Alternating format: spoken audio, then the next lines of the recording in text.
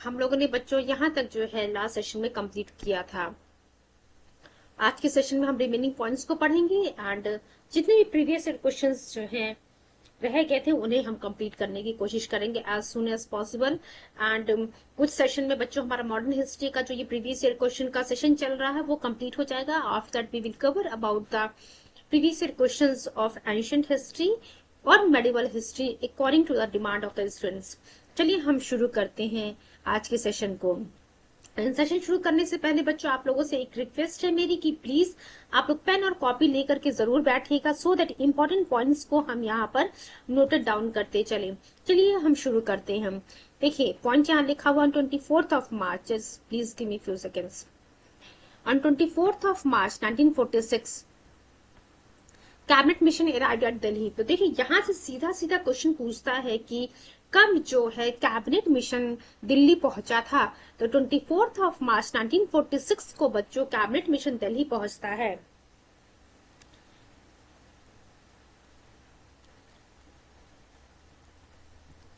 During the announcement of the session, its President Patrick Lawrence made it clear that the aim of this mission is to prepare a plan for the formation of the Constituent Assembly। तो आप देख सकते हैं बच्चों ये जो 24 मार्च 1946 को cabinet mission Delhi पहुंचता है, यहाँ पे जो है इस कैबिनेट मिशन के जो प्रेसिडेंट रहते हैं पैट्रिक लॉरेंस, ये क्वेश्चन ऑलरेडी पूछा हुआ है जब हम लोग कैबिनेट मिशन को पढ़ रहे थे, कैबिनेट मिशन वाले टॉपिक को, तो वहां पर पूछा हुआ था कि इस मिशन का जो है प्रेसिडेंट कौन रहता है और it was headed by whom. तो it was headed by Patrick Lawrence. इस बात को ध्यान रखिएगा आप लोग।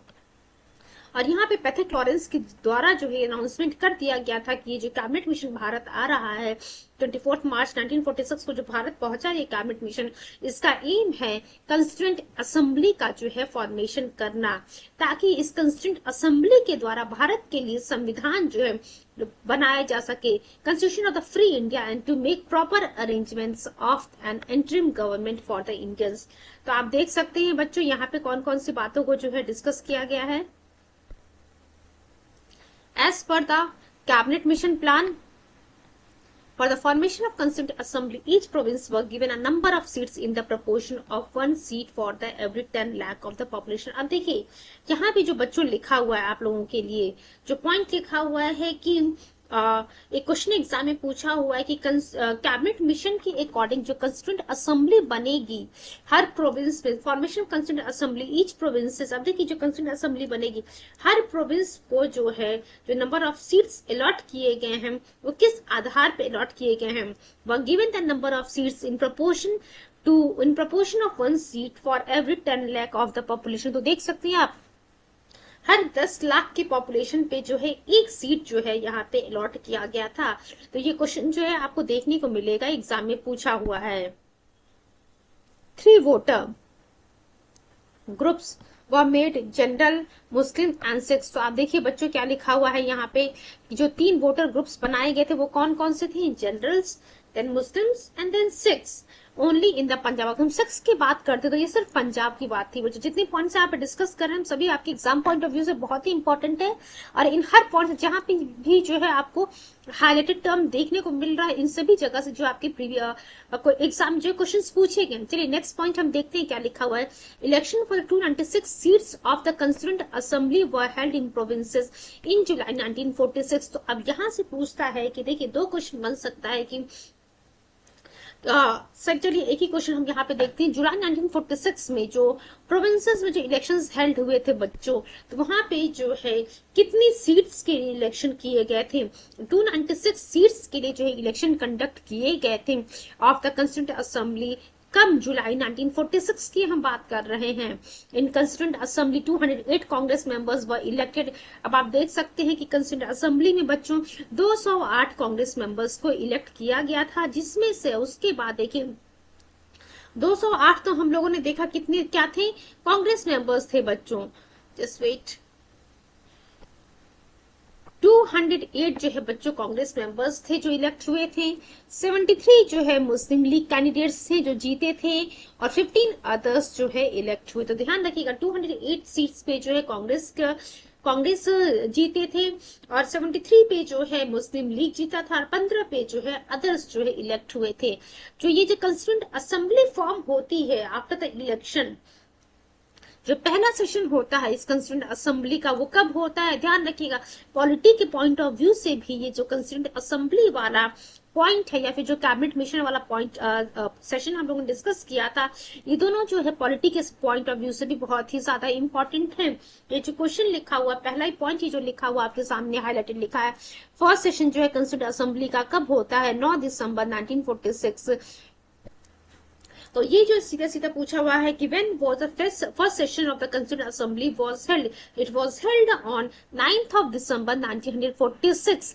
ये क्वेश्चन हिस्ट्री का भी है एज वेल एज पॉलिटी का भी है। और फर्स्ट प्रोविजनल प्रेसिडेंट जो है कौन इलेक्ट होता है, ये जो फर्स्ट कंस्टिट्यूएंट असेंबली बनती है, फर्स्ट सेशन जो होता है कंस्टिट्यूएंट असेंबली का 9th of December 1946 को, तो यहाँ पे जो है पहले प्रोविजनल प्रेसिडेंट चुने जाते हैं, वो बच्चे डॉक्टर सच्चिदानंद सिन्हा जी चुने जाते हैं।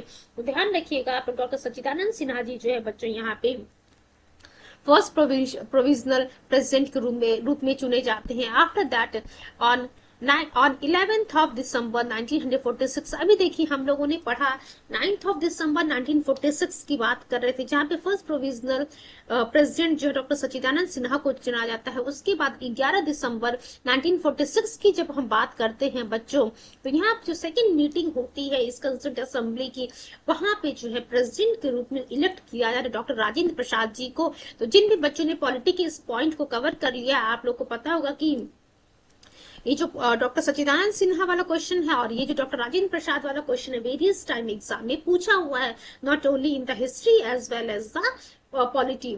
फाइन, तो who was the first provisional president of the constituent assembly, ये कौन थे, डॉक्टर सच्चिदानंद सिन्हा। उसके बाद पूछता है कि कौन जो है इलेक्ट होकर के आता है, सेकंड मीटिंग जब हेल्ड होती है कंस्टिट्यूएंट असेंबली की, उस समय प्रेसिडेंट के रूप में कौन इलेक्ट होकर के आता है, डॉक्टर राजेंद्र प्रसाद जी इलेक्ट होकर के आते हैं।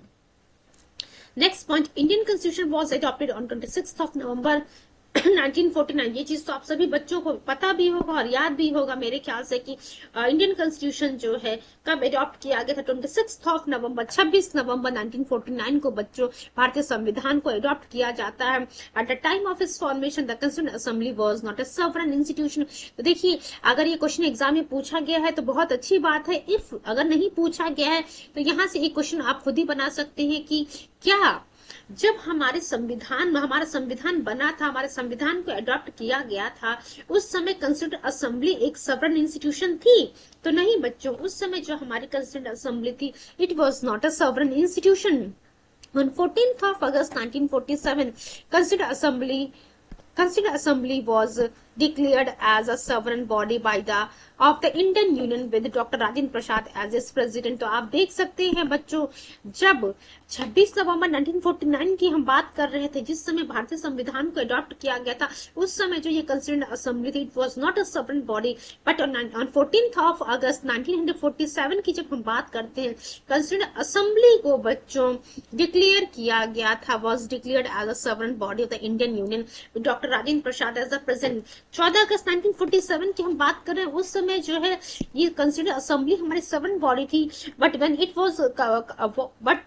Indian constitution was adopted, at that time this constituent assembly was not sovereign body. The next point हम देखते हैं, जीवी मावलंकर वाला जो पॉइंट लिखा है, it is also very important for your exams. G.V. Mavlankar held the post of Speaker of the Central Legislative Assembly and the Speaker of the Indian Parliament। तो ये कोई पॉइंट भी आपके एग्जाम में पूछा हुआ है कि कौन जो है स्पीकर था सेंट्रल लेजिस्लेटिव असेंबली का। तो देखिए बच्चों, जीवी मावलंकर जी की हम बात करें, he was a speaker of central legislative assembly from 1946 to 14th of August 1947। तो आप देख सकते हैं 1946 से बच्चों लेकर के 14 अगस्त 1947 तक सेंट्रल लेजिस्लेटिव असेंबली के जो स्पीकर थे वो जीवी मावलंकर जी थे। चलिए नेक्स्ट पॉइंट हम देखते हैं, थोड़े से और पॉइंट्स रह गए, उसके बाद जो है हम फटाफट जो है प्रीवियस ईयर क्वेश्चंस को सॉल्व करने की कोशिश करेंगे। एंड बिकेम द, देखिए जीवी मावलंकर जी का हम लोगों ने देखा, he became the speaker of Lok Sabha after the India's independence. तो क्लियर हो गया कि अब देखिए जो सेंट्रल लेजिस्लेटिव असेंबली के स्पीकर थे फ्रॉम 1946 से लेकर के 14 अगस्त 1947, वही जो है जीवी मावलंकर जी भारत के जो है आजाद भारत के जो है पहले स्पीकर के रूप में जो है लोकसभा के पहले स्पीकर के रूप में सामने आते हैं। He was a speaker of Lok Sabha from 1952 to 1956. He was the Speaker of the Bombay Legislative Assembly from 1937 to 1946। तो उम्मीद करते हैं सभी पॉइंट्स आप लोग के क्लियर हो गए होंगे। बट हाँ, एक चीज बोलना चाहूंगी कि यहाँ पे जो है देखिए कुछ चीजें से मेरे लैपटॉप में एज वेल एज मेरे पेन टैब में थोड़ी सी प्रॉब्लम चल रही है, इसलिए जो है यहाँ पे पेन का यूज मैं नहीं कर पा रही हूँ, हाईलाइटर का यूज मुझे करना पड़ रहा है। चलिए हम आते हैं लास्ट के सेशन में, हम लोगों ने 2-3 क्वेश्चंस को देखे थे, उन दोनों क्वेश्चंस को एक बार फिर से हम कवर करने की कोशिश करेंगे। Please give me few seconds.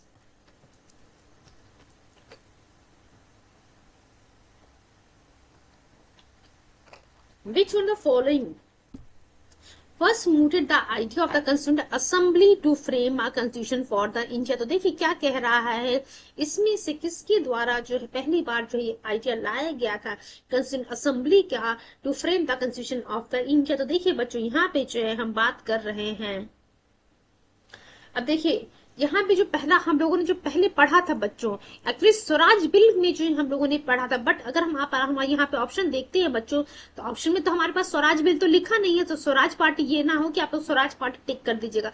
Swaraj विधेयक था, स्वराज बिल था 1895 में, तो ये ऑप्शन तो आप लोग हटा दीजिए।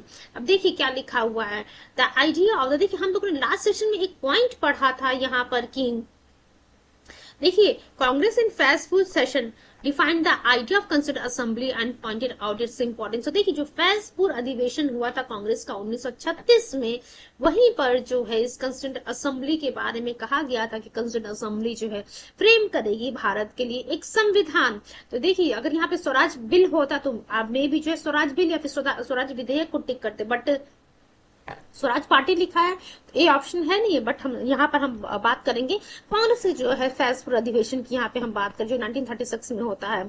चलिए देखते हैं इसके एक्सप्लेनेशन में क्या लिखा हुआ है। The idea of the constitution of India was scene Swaraj विधेयक 1895।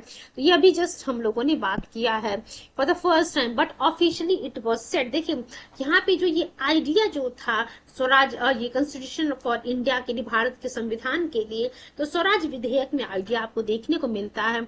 बट ऑफिशियली जब हम बात करेंगे तो कांग्रेस का जो फैसपुर अधिवेशन हुआ था 1936 में बच्चों, वहां पे आपको देखने को मिलेगा। In this session the constituent assembly was vastly explained. It is notable that if option A would be Swaraj party 1934 then it would be the correct answer. ठीक है, चलिए अब नेक्स्ट पॉइंट हम देखते हैं।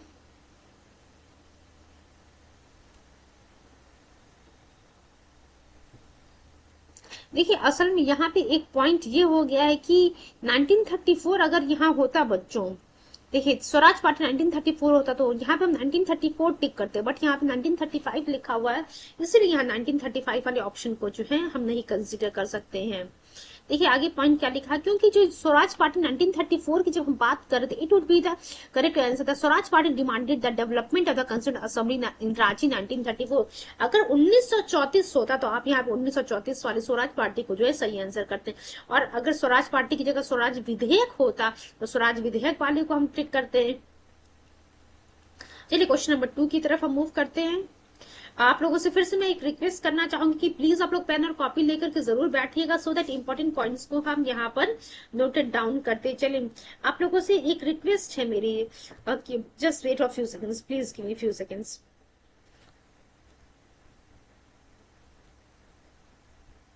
देखिए बच्चों GM 360 के द्वारा UPSC CSC pre mains interview के लिए जो है बच्चों बैचेस लॉन्च हो चुकी हैं ग्रैंड मास्टर 360 के द्वारा। तो एज सुन एज पॉसिबल आप लोग जो है रजिस्टर कर लीजिएगा। जैसे ही आप लोग को ये लेक्चर मिलेगा, स्टार्टिंग में जो है बच्चों आप लोगों के सामने जो है कुछ पीपीटीज रहेंगे, जहां पे जो है एक स्कैनर रहेगा, तो आप उस स्कैनर पे जो है आप उसको स्कैन करके उस हमारी साइट को विजिट कीजिएगा, रजिस्टर कीजिएगा, और एज सुन एज पॉसिबल इन सभी बैचेस में जो है एनरोल कराइएगा। ना ही केवल यहाँ पे जो है यूपीएससी के लिए है और यूपीपीसीएस के लिए ही बैचेस प्रोवाइड नहीं की जा रही हैं, बल्कि एसएससी सीजीएल टायर 1 टायर 2 के लिए भी बैचेस बच्चों प्रोवाइड की जा रही हैं। And it is available at Facebook, Telegram, Instagram and YouTube. आप सभी लोग को पता है यूट्यूब पे ही आप लोग इस सेशन को सुन रहे हैं। एंड एक और चीज आप लोगों को बतानी है बच्चों, please give me a few seconds.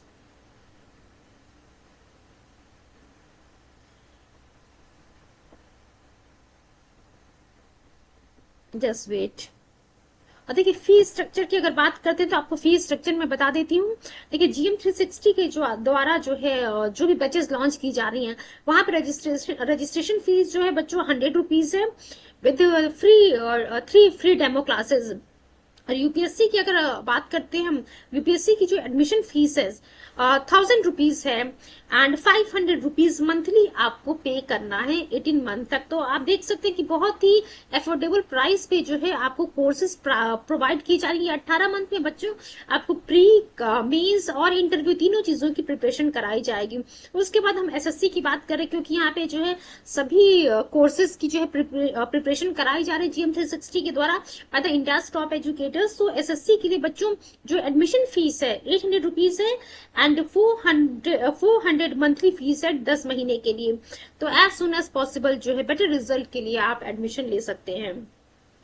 It is request to all of you कि प्लीज आप सभी लोग जो है जितने भी आपके नोन में होंगे सभी लोगों को GM 360 के द्वारा जो ये बैचेस आप लोग को प्रोवाइड की जा रही है उनको जरूर फॉरवर्ड कीजिएगा, सो दैट मैक्सिमम बच्चों को जो इसका मैक्सिमम बेनिफिट मिल सके। चलिए हम शुरू करते हैं अपने सेशन को। क्वेश्चन नंबर 2 की तरफ हम मूव करते हैं। The constituent assembly that framed India's constitution was set up. अब देखिए क्या कह रहा है कि जो कॉन्स्टिट्यूएंट असेंबली बनाई गई थी भारत के संविधान के लिए वो सेटअप किया गया था। तो इतनी देर से हम लगातार कैबिनेट मिशन प्लान के बारे में पढ़ रहे हैं और लास्ट सेशन में भी बच्चों हम लोगों ने कैबिनेट मिशन प्लान के बारे में पढ़ा था। तो ये कैबिनेट मिशन प्लान में ही जो है बच्चों इसी के तहत जो कॉन्स्टिट्यूएंट असेंबली को सेटअप करने की बात की गई थी, जिस कॉन्स्टिट्यूएंट असेंबली के द्वारा भारत के लिए संविधान जो है बनाया जाएगा। चलिए इसके एक्सप्लेनेशन को देखते हैं। डी ऑप्शन हमारा सही था, under the cabinet mission plan. Explanation देख लेते हैं हम लोग। Constituent assembly was founded under the cabinet mission. The president, ये तो आप लोग को पता है कि कैबिनेट मिशन के अंडर में इस कॉन्स्टिट्यूएंट असेंबली को फॉर्म किया गया। तो प्रेसिडेंट थे कैबिनेट मिशन के, पैथिक लॉरेंस थे, आप लोग को पता है। इन्होंने डिक्लेयर कर दिया था कि इस मिशन का एम क्या है। ये जो cabinet mission was to make a constitution committee for the constitutional reforms in India. Cabinet mission declare that representatives of the native states will control the constituent assembly. चलिए मूव करते हैं next question की तरफ। Question number 3 की तरफ हम देखते हैं क्या लिखा है। सेम क्वेश्चन है, अलग तरीके से आपके सामने रखा गया है। Which one of the following gave the idea of the constituent assembly for India. तो ये अभी हम लोगों ने बच्चों पढ़ा था। कैबिनेट मिशन प्लान की हम बात कर रहे थे। कैबिनेट मिशन प्लान के अंडर में जो है इस कॉन्स्टिट्यूएंट असेंबली के बारे में बात किया गया था। चलिए नेक्स्ट पॉइंट हम देखते हैं। क्वेश्चन नंबर 4 की तरफ देखते हैं। देखिए क्वेश्चन नंबर 4 जो है मैंने आप लोग को पहले ही बताया था कि पूछा हुआ है कि सीट्स किस आधार पे अलॉट की गई थी। तो पॉपुलेशन के आधार पे अलॉट किया गया था। मैंने बोला था कि 10 लाख पॉपुलेशन पे जो है एक सीट अलॉट किया गया है। चलिए हम देखते हैं क्या लिखा हुआ है question. Under the cabinet mission plan, total number of seats allotted to each province in the constituent assembly was roughly in the ratio of 1 representative to the population of। देखिए तो यही कह रहा है कि एक सीट जो है कितनी पॉपुलेशन पे यहाँ पे दिया गया था, अलॉट किया गया था। तो हम लोगों ने क्या पढ़ा था, 10 लाख पढ़ा था बच्चों, 10 लाख। तो बी वाला ऑप्शन आपके सामने सही है, 10 लाख पर्सन। चलिए इसके एक्सप्लेनेशन को देख लेते हैं। आप देख सकते हैं यूपीपीसीएस में जो है यूपीयूडी एलडीए प्री 2002 और यूपीपीसीएस प्री 2001 में ये क्वेश्चन पूछा हुआ है। चलिए इसके एक्सप्लेनेशन को हम फटाफट देखते हैं। Under the cabinet mission the total number of seats allocated to each province in the constituent assembly was रफली in the ratio of 1 representative to the population of 10 lakh persons on the communal basis। तो हम लोगों ने देख लिया 10 लाख पे जो है एक सीट अलॉट किया गया था। अभी हम लोगों ने देखा और जो 3 क्लासेस ऑफ वोटर थे वो हम लोगों ने क्या पढ़ा था, जनरल थे, मुस्लिम थे, सिख जो है। केवल पंजाब की अगर हम बात करें तो वहां पे जो है सिख भी थे। 3 क्लासेस ऑफ वोटर्स थे। चलिए हम क्वेश्चन नंबर 5 की तरफ मूव करते हैं। क्या लिखा हुआ है यहाँ पे। The first session of the constituent assembly was held on, तो देखिए क्या लिखा, जो पहला सेशन था बच्चों कंस्टिट्यूंट असेंबली का वो कब हुआ था, तो हम लोगों ने क्या पढ़ा था, पहला सेशन कब हुआ था, 9 दिसंबर 1946 को हुआ था, जहां पे प्रोविजनल प्रेसिडेंट के रूप में डॉक्टर सच्चिदानंद सिन्हा जी को चुना गया था। वहीं जब हम बात करते हैं बच्चों सेकेंड सेशन कब होता है इस कंस्टिट्यूंट असेंबली का, तो 11 दिसंबर 1946 हम लोगों ने पढ़ा था। वहां पर प्रेसिडेंट के रूप में डॉक्टर राजेंद्र प्रसाद जी को इलेक्ट किया जाता है। चलिए हम देखते हैं इसमें क्या लिखा हुआ है। पहला क्वेश्चन पूछ रहा हमारा कि पहला सेशन जो है कंस्टिट्यूंट असेंबली का कब होता है, तो 9 दिसंबर 1946 को होता है, ये आप सभी लोग को पता है। तो देख लीजिए सी ऑप्शन हमारा सही है बच्चों। Just wait. The first session of the Constituent Assembly was held in December 1946, तो ये हम लोगों ने पहले ही देख लिया, दिसंबर 1946। देखिए कौन सा दिसंबर था, 9 दिसंबर था बच्चों, 9 दिसंबर 1946 को पहला सेशन होता है कंस्टिट्यूंट असेंबली का। इसके 2 दिन बाद ध्यान रखिएगा, यहाँ पे प्रेसिडेंट डॉक्टर सच्चिदानंद सिन्हा की हम बात कर रहे थे, प्रोविजनल प्रेसिडेंट के रूप में इलेक्ट किए गए थे। वहीं 2 दिनों के बाद जो डॉक्टर राजेंद्र प्रसाद जी जो है इलेक्ट किए जाते हैं as a president of the constituent assembly on 11th of December 1946। तो ये भी क्वेश्चन पूछा हुआ, सेकंड मीटिंग कब होती है, या फिर कह सकते हैं आपकी परमानेंट कह सकते हैं प्रेसिडेंट के रूप में कौन इलेक्ट किया था कंस्टिट्यूंट असेंबली का, doctor Rajendra Prasad. He was elected on 11th of December 1946 as the president of the constituent assembly. चलिए क्वेश्चन नंबर 6 की तरफ हम मूव करते हैं। Please give me few seconds. आप लोगों से उम्मीद है कि सभी चीजें आप लोगों को समझ में आ रही होंगी। देखिए हम इस तरीके से यहाँ पे प्रीवियस ईयर क्वेश्चंस को कंप्लीट करते हुए चल रहे कि कुछ जो है थियोरेटिकल पार्ट भी आप लोगों का यहाँ पे कवर होते चले। Just wait.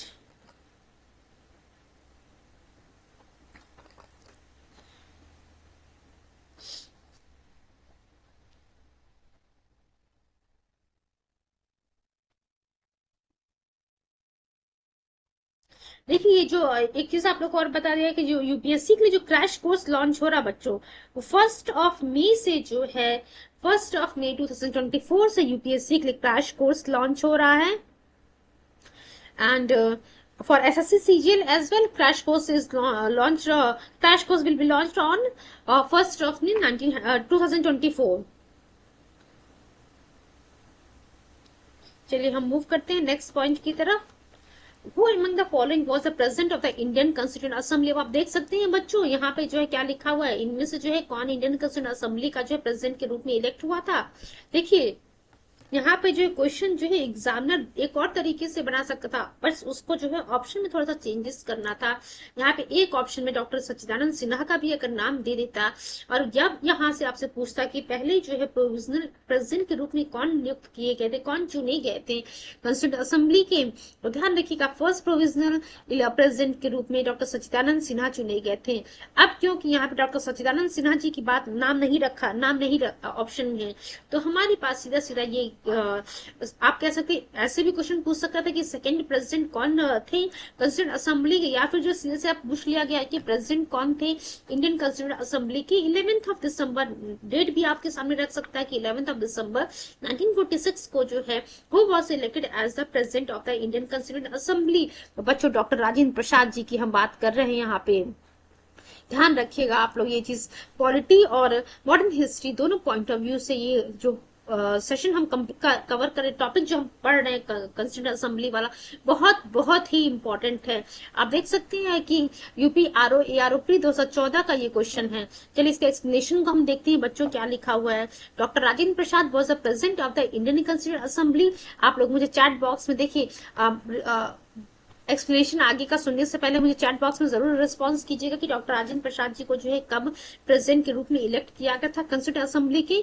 तो आप लोग मुझे फटाफट जो है कुछ सेकंड का मैं समय दे रही हूँ, आप लोग मुझे चैट बॉक्स में रिप्लाई कीजिए कि कब जो है डॉक्टर राजेंद्र प्रसाद जी को जो है इंडियन कंस्टिट्यूंट असेंबली के प्रेसिडेंट के रूप में इलेक्ट किया जाता है। तो बच्चों ध्यान रखिएगा, उम्मीद करते हैं सभी लोगों ने सही जवाब दिया होगा। 11th ऑफ दिसंबर 1946 को जो है डॉक्टर राजेंद्र प्रसाद जी को इलेक्ट किया था as the president of the Indian constituent assembly.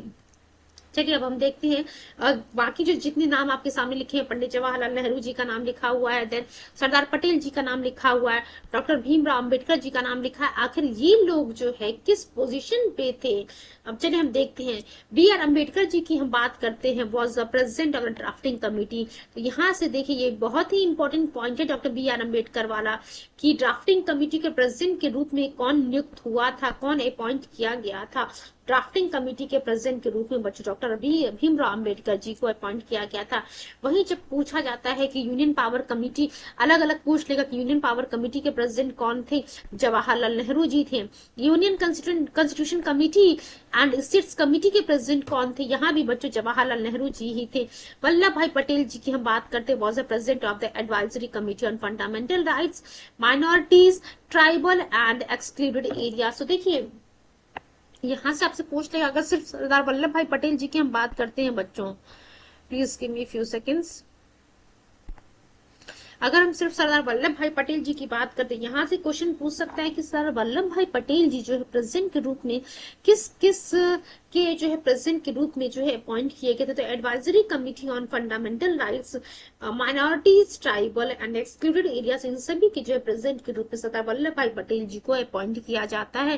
ध्यान रखिएगा ड्राफ्टिंग कमिटी के प्रेसिडेंट कौन थे, डॉक्टर भीमराव अम्बेडकर जी। चलिए क्वेश्चन नंबर 7 की तरफ हम मूव करते हैं।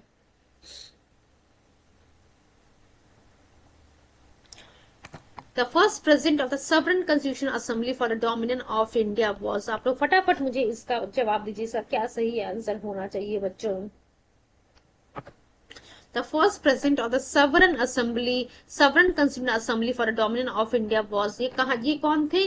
तो बच्चों में आप डॉक्टर राजेंद्र प्रसाद जी की बात कर रहे हैं। चलिए इसके एक्सप्लेनेशन को हम देखते हैं क्या लिखा हुआ है यहाँ पे। The Constituent Assembly was not sovereign at the time of the formation। ठीक है, जब Constituent Assembly की स्थापना की गई थी उस समय जो है बच्चों ये sovereign नहीं था। It was declared sovereign on 14th of August 1947 and that day Dr. Rajendra Prasad was elected as the President of the Constituent Assembly। तो आप देख सकते हैं 14 अगस्त 1947 हम बात कर रहे हैं, उस समय जो डॉक्टर राजेंद्र प्रसाद जी को जो as a president of the constituent assembly elect किया जाता है। और उसी समय जो आप कह सकते हैं कि 14th of August 1947 की हम बात कर रहे हैं, it was declared Constituent Assembly was declared as a sovereign and that day Dr. Rajendra Prasad was elected as a president of the Constituent Assembly। चलिए क्वेश्चन नंबर 8 की तरफ हम मूव करते हैं, देखते हैं क्या लिखा हुआ है। उम्मीद करते हैं सभी क्वेश्चंस आप लोग को जो है आप लोग के कंसेप्ट्स क्लियर हो रहे होंगे। Which of the following statement is correct? Constituent Assembly of India was elected by the provincial assemblies in the year 1946।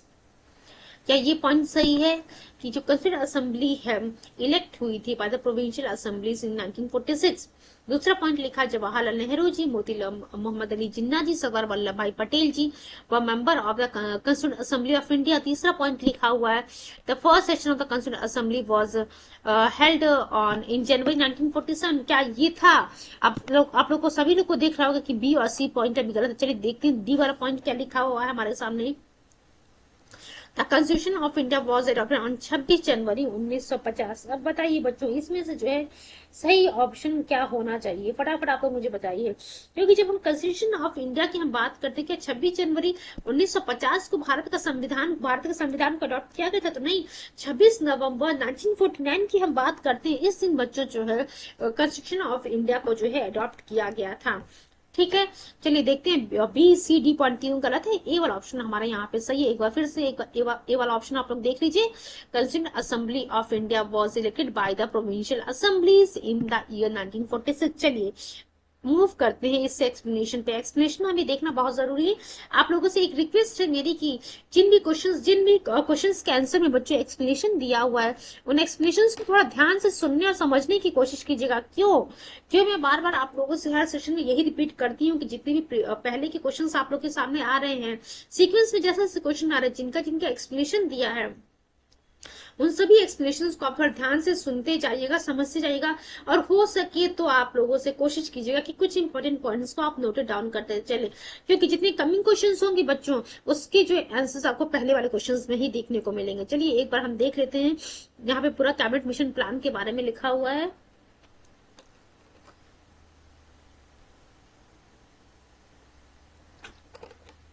Under the Cabinet Mission Plan of 1946, Election was held for the first time for the Constituent Assembly. The Constitution of India was drafted by the Constituent Assembly and it was set up under the Cabinet Mission Plan. ये चीज तो आप लोग को crystal clear है कि cabinet mission plan के under में ही बच्चों इस कंस्टिट्यूएंट असेंबली को सेटअप किया गया था। किस सेटअप किया गया था कि ताकि भारत के लिए जो है कंस्टिट्यूएंट असेंबली इस ताकि जो भारत के लिए जो संविधान को तैयार किया जा सके। देखिए, और हम लोगों ने देखा था कि 10 लाख पॉपुलेशन पे जो है एक सीट की हम लोगों ने बात की थी। कांग्रेस के बारे में हम लोगों ने पढ़ा था कि 208 सीटें कांग्रेस को मिली थी, 73 सीट्स मुस्लिम लीग को मिली थी एंड 15 सीट्स बच्चों अदर कैंडिडेट्स को मिली थी। Mohammad Ali Jinnah was not the member of the constituent assembly. इस बात को ध्यान रखिएगा, Mohammad Ali Jinnah was not the member of the constituent assembly of India. Constituent assembly was the first parliament of the independent India. तो देख सकते हैं, अगर आपसे ये क्वेश्चन पूछ ले कोई खड़ा, आप लोगों से रैंडमली खड़ा करके आपसे पूछ ले कि चलिए बताइए मुझे कि आजाद भारत का जो है पहला पार्लियामेंट कौन सा था, तो इस कंस्टिट्यूएंट असेंबली के बारे में आप लोग जरूर बताइएगा बच्चों की आजाद भारत के इंडिपेंडेंट इंडिया के जो है फर्स्ट पार्लियामेंट जो है ये कंस्टिट्यूएंट असेंबली ही था।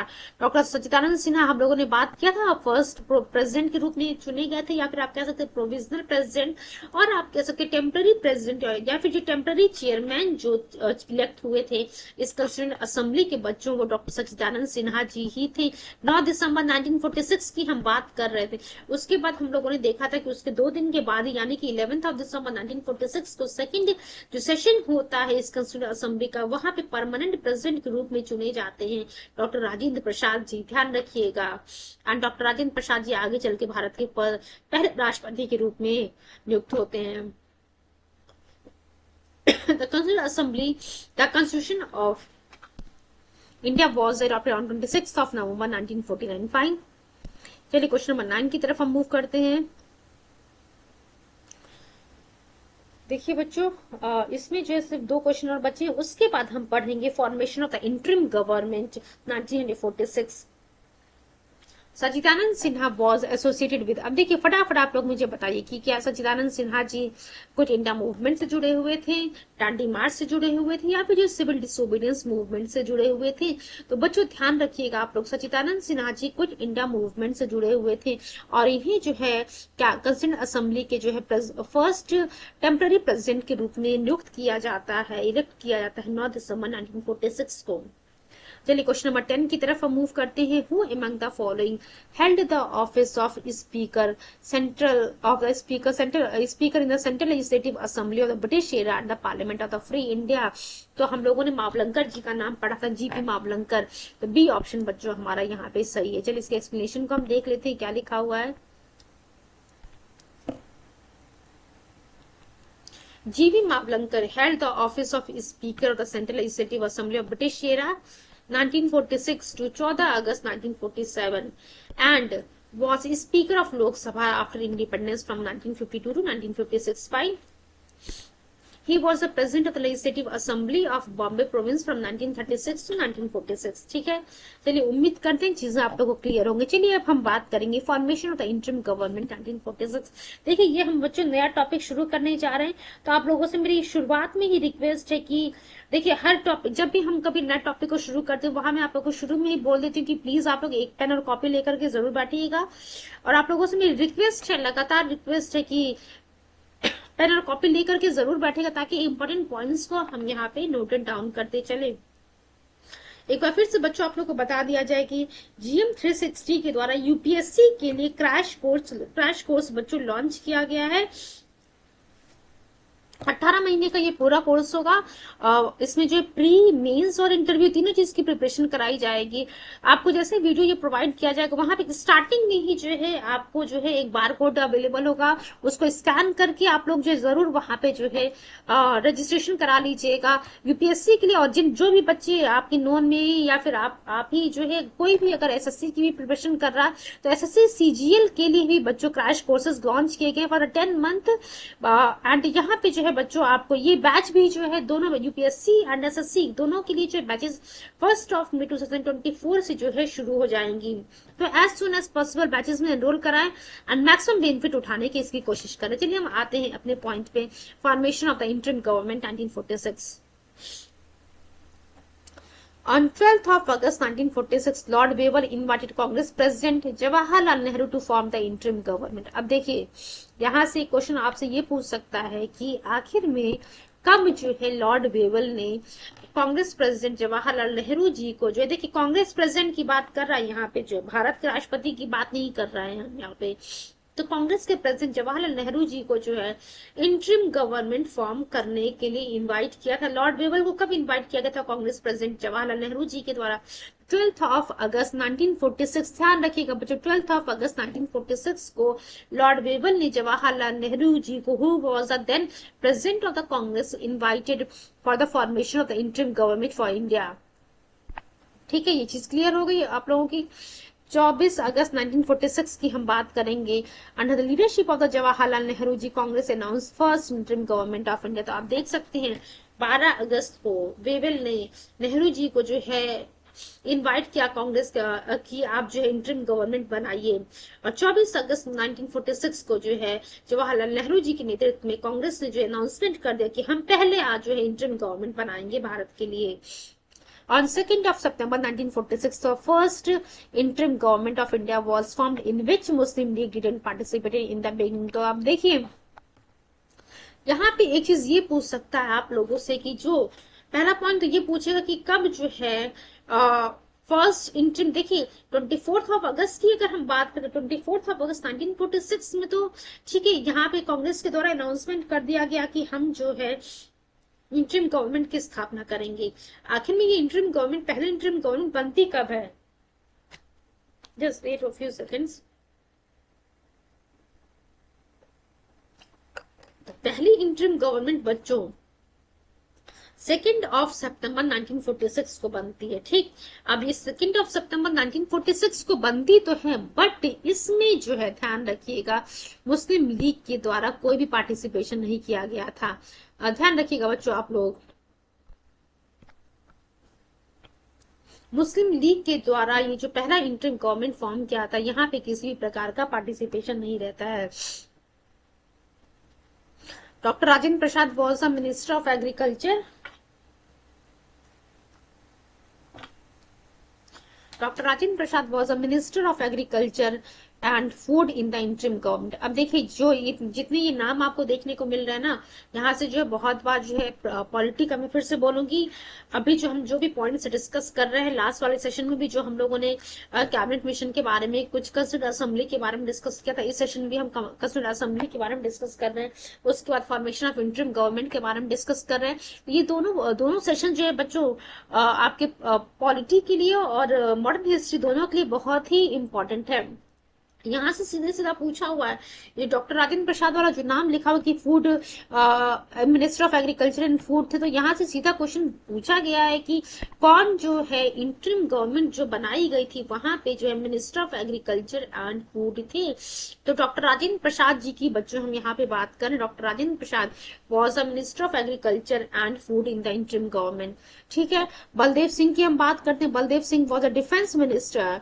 अब देखिए यहाँ से जितने भी नाम आपको देखने को मिल रहे हैं कि अशरफ अली, या फिर जो जवाहरलाल नेहरू जी, या फिर जो आप कह सकते हैं लियाकत अली खान, या फिर डॉक्टर राजेंद्र प्रसाद जी, या फिर बलदेव सिंह जी, ये लोग किस पद पे थे, ये वेरियस टाइम जो है क्वेश्चन पूछा हुआ है। तो minister of agriculture and food in the interim government कौन थे बच्चों? डॉक्टर राजेंद्र प्रसाद जी थे। वहीं जब हम बात करते हैं डिफेंस मिनिस्टर कौन थे? डिफेंस मिनिस्टर बच्चों बलदेव सिंह जी थे।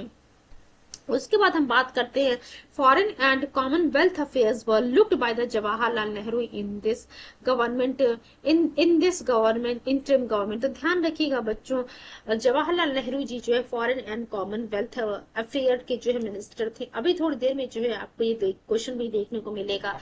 अब ना अशरफ अली की हम बात करें, Ashraf Ali held the rail and transport ministry in the government of 1946। तो आप देख सकते हैं कि पूछा हुआ है क्वेश्चन की कौन जो है रेल एंड ट्रांसपोर्ट मिनिस्ट्री किसके लीडरशिप में था, किसके अंडर में था ये? तो अशरफ अली के अंडर में था। Muslim League on the repeated request by the Lord Wavell join the interim government in 1946। अब यहाँ से एक क्वेश्चन ये बनता है कि क्या मुस्लिम लीग के द्वारा जो है इंटरिम गवर्नमेंट को शुरुआत में ज्वाइन किया गया था? तो देखिए नहीं, शुरुआत में मुस्लिम लीग ने जो है इस इंटरिम गवर्नमेंट में हिस्सा लेने से जो है नकार दिया, मना कर दिया। बट लॉर्ड वेबल के जो है कंटिन्यूस रिक्वेस्ट पे जो है मुस्लिम लीग ने भी इस इंटरिम गवर्नमेंट में जो है पार्टिसिपेट किया।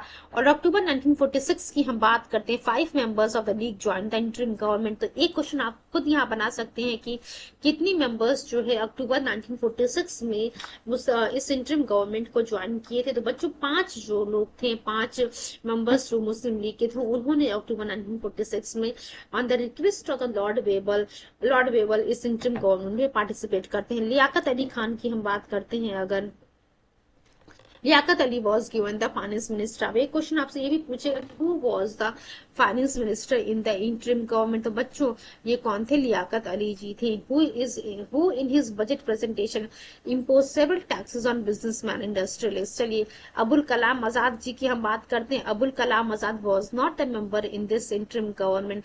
तो देखिए यहाँ पे अगर ये पॉइंट मेंशन किया गया है अबुल कलाम आजाद जी वाला, तो सीधा सीधा इस चीज पे ध्यान रखिएगा कि एक्चुअली में क्वेश्चन पूछा हुआ है कि क्या अबुल कलाम आजाद जी इस इंटरिम गवर्नमेंट के मेंबर थे? तो अबुल कलाम आजाद जी बच्चों इस इंटरिम गवर्नमेंट के मेंबर नहीं थे। चलिए नेक्स्ट पॉइंट हम देखते हैं क्या लिखा हुआ है कि interim government was interim government had 12 Congress ministers, Jawaharlal Nehru, Sardar Vallabh Bhai Patel, doctor Rajendra Prasad, Aruna Asaf Ali, C Rajagopalachari, Sarat Chandra Bose, doctor John Matthai, Sardar Baldev Singh, sir सफत Ahmad Khan, Jagjivan Ram, Syed Ali, Zaheer, CH Bhabha. 3 of these 12 were to be removed when the Muslim League joined the interim government। अब आप देख सकते हैं बच्चों, इनिशियली अगर हम बात करते हैं तो 12 जो है मेंबर्स कांग्रेस में, 12 कांग्रेस मिनिस्टर्स जो थे इंटरिम गवर्नमेंट पे, बट जैसे मुस्लिम लीग जो है इस इंटरिम गवर्नमेंट को लॉर्ड वेबल के रिक्वेस्ट पे ज्वाइन करती है, यहाँ से 3 मेंबर्स जो है हट जाते हैं। When Muslim League joined the interim government, यहाँ से 3 मेंबर्स को जो है हटा दिया जाता है। एंड ये कौन कौन से? Sir Ali Zaheer, Sarat Chandra Bose and sir सफत Ahmad, इनको हटा दिया जाता है। ठीक है, yes wait.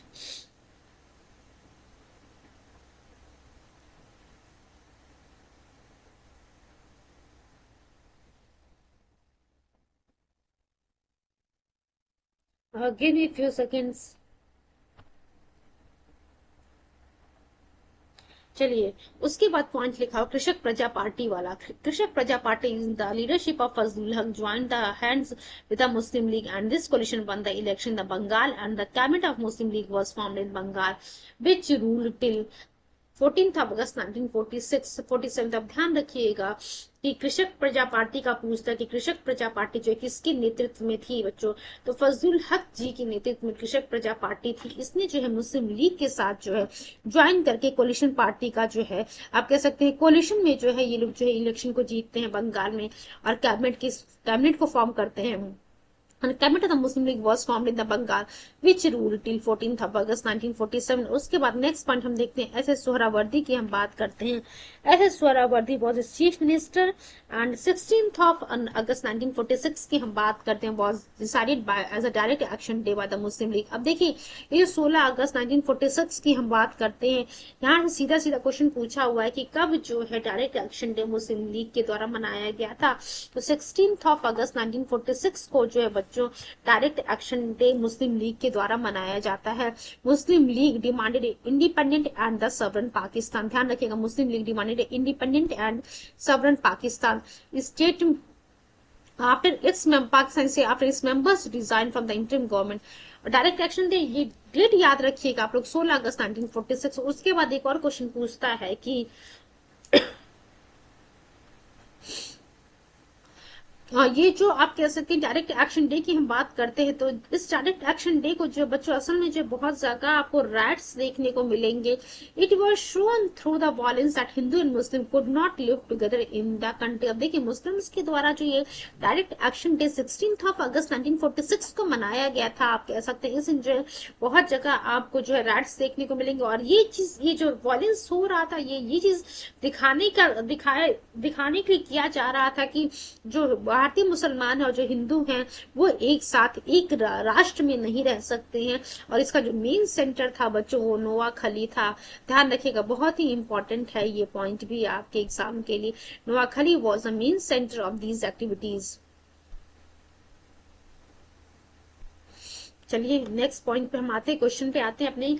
Who headed the interim government formed in the year 1946? अब देखिए यहाँ पे क्या कह रहा है कि इंटरिम गवर्नमेंट को कौन हेड कर रहा था, जो कि 1946 को फॉर्म किया गया था। तो हम लोगों ने देखा था बच्चों, कांग्रेस प्रेसिडेंट जवाहरलाल नेहरू जी को जो है वेबल के द्वारा इनवाइट किया जाता है इंटरिम गवर्नमेंट को फॉर्म करने के लिए। और नेहरू जी के नेतृत्व में जो है इस पहले इंटरिम गवर्नमेंट को जो है फॉर्म करने की बात कही जाती है कि 24 अगस्त 1946 को डिक्लेयर किया आता है। एंड आपको देखने को मिलेगा ऑफिशियली जो है 2 सितंबर 1946 को जो इंटरिम गवर्नमेंट फॉर्म हो जाती है, जिसमें मुस्लिम लीग उस समय स्टार्टिंग में जो है मुस्लिम लीग इसमें हिस्सा नहीं लेती है, बट आप बाद में आपको देखने को मिलेगा वेबल के कहने पे जो है मुस्लिम लीग भी पार्टिसिपेट करती है। एंड स्टार्टिंग में जो है बच्चों 12 कांग्रेस मिनिस्टर्स थे इस इंटरिम गवर्नमेंट में, बट जैसे मुस्लिम लीग ज्वाइन करती है उसकी वजह से जो है 3 कांग्रेस के जो मिनिस्टर्स हैं उनको हटना पड़ता है। चलिए क्वेश्चन नंबर 2 की तरफ हम देखते हैं क्या लिखा है। इन the leadership of the Pandit Jawaharlal Nehru interim government formed इन। तो आप लोग को पता ही है कि 2 सितंबर 1946 की हम बात कर रहे हैं। अगर पूछेगा कि अनाउंसमेंट कब हुआ था, 24 अगस्त 1946 को अनाउंस कर दिया गया था कि इंटरिम गवर्नमेंट को फॉर्म किया जाएगा कांग्रेस के द्वारा under the leadership of the Nehru ji. But ये इंटरिम गवर्नमेंट फॉर्म कब होती है, 2 सितंबर 1946 की हम बात कर रहे हैं बच्चों। 2 सितंबर 1946 को जो इंटरिम गवर्नमेंट की स्थापना की जाती है। चलिए क्वेश्चन नंबर 3 की तरफ हम मूव करते हैं। When was the interim government formed under the Jawaharlal Nehru? तो देखिए ये पूछ रहा, फिर से वही क्वेश्चन है कि कब जो है इंटरिम गवर्नमेंट जवाहरलाल नेहरू जी के नेतृत्व में फॉर्म होता है।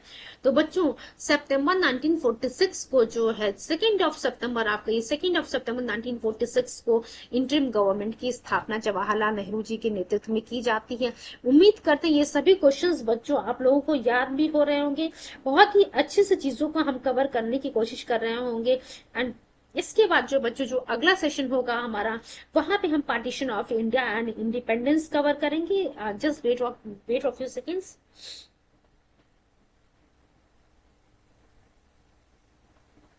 And after that constitution development of India. And बच्चों बहुत कम ही चैप्टर्स जो है घटना चक्र जो रह गए थे हमारे बच्चे में, मॉडर्न हिस्ट्री अप्रोक्सीमेट हमारा जो है कंप्लीट होने को आ गया है।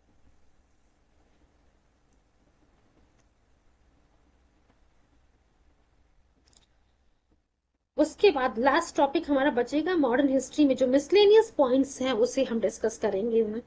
आई थिंक 3 to 4 सेशंस और लगेंगे। आप लोग का जो प्रीवियस ईयर क्वेश्चन जो है हमारा काफी लंबे समय से हम चीजों को कंप्लीट करने की कोशिश कर रहे हैं।